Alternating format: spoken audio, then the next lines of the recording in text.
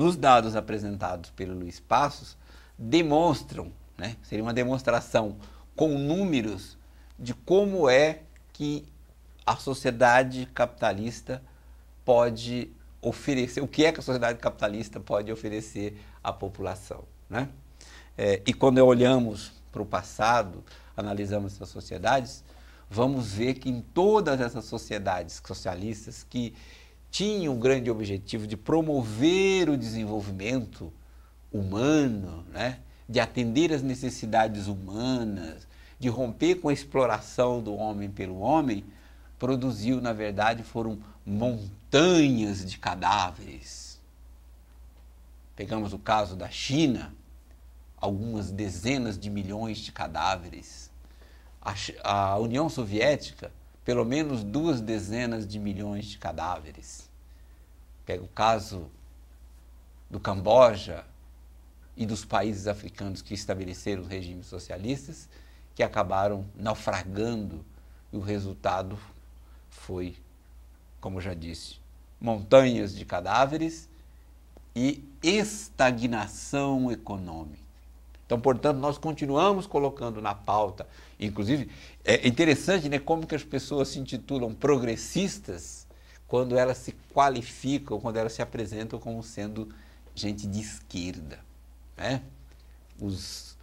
Se você diz que você é de esquerda, então, portanto, você é qualificado como progressista. Quando, na verdade, a tese que fundamenta o posicionamento de esquerda é a socialização dos meios de produção, portanto, o fim da propriedade privada dos meios de produção. E quando esse experimento, ou seja, quando essa obra de engenharia social foi colocado em prática em todos os países, essa obra resultou em fracasso econômico. E além, como já fui muito incisivo até, montanhas de cadáveres. E por que o socialismo não se desenvolveu como esperavam os seus teóricos? Por uma questão muito simples. A economia, a organização econômica de uma sociedade, ficou chique, hein? A organização econômica de uma sociedade, ela é algo muito complexo, que não vai existir um grupo de técnicos, por mais que os socialistas podem se sentirem melhor do que os demais, não tem como ter um grupo de técnicos capaz de dar conta digamos assim, das mais diversas formas de relações existentes numa sociedade. O Milton Friedman, tem até um videozinho dele com essa explicação no YouTube, quem quiser chama lá Milton Friedman, o lápis que vocês vão ver, ele mostra, inclusive, como é que se produz um lápis no formato capitalista. Um lápis é produzido com o concurso, né, com a contribuição, com o trabalho de milhões de pessoas. A simples produção do objeto escrevente chamado lápis conta com milhões de relações.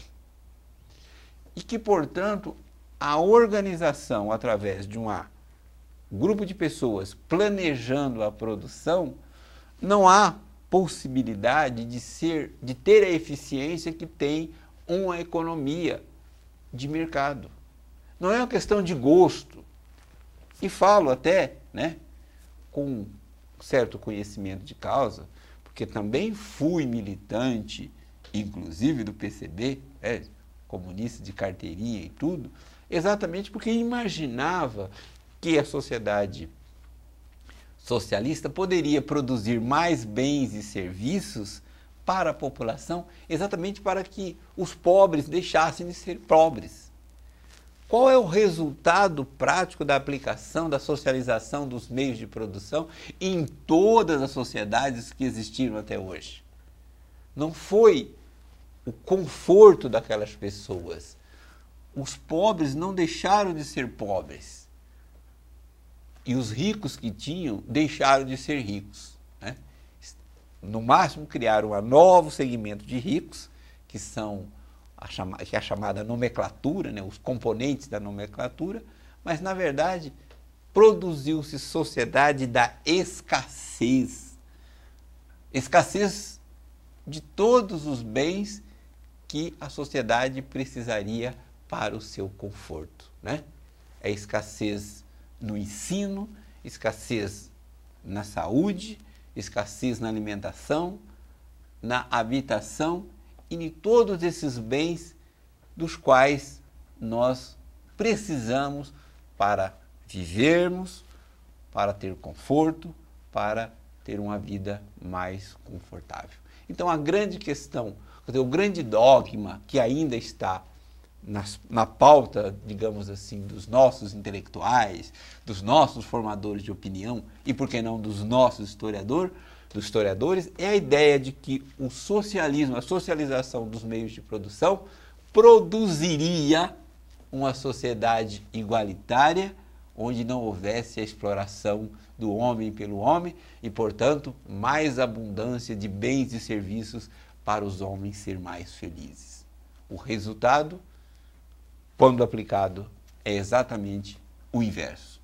O resultado é menos bens, menos serviços, bens de qualidade inferior, serviços de qualidade inferior e a ausência da liberdade dos indivíduos, da liberdade econômica, da liberdade de expressão.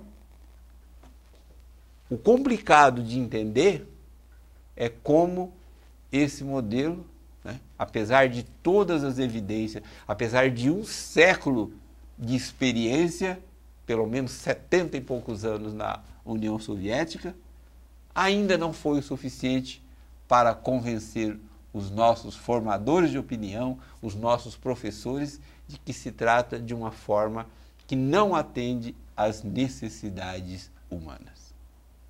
É isso.